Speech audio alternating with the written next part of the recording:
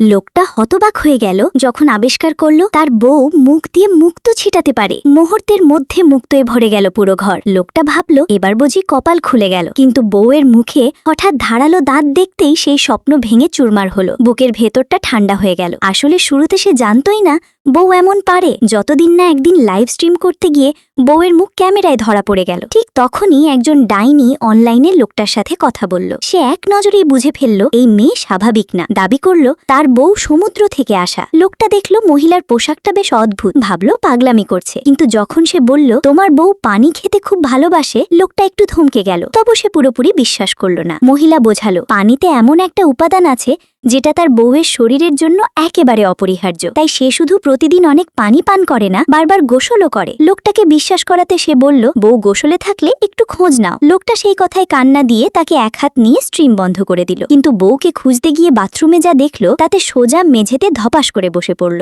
গোটা বাথরুম জুড়ে ঘন সবুজ তরল, আর নাকে এসে লাগলো সমুদ্রের মতো কড়া গন্ধ। লোকটা কিছু জিজ্ঞেস করার আগেই বউ তাড়াতাড়ি বলল ওটা অ্যালোভেরা জেল। কিন্তু অ্যালোভেরা জেলে এত মাছের গন্ধ কেন?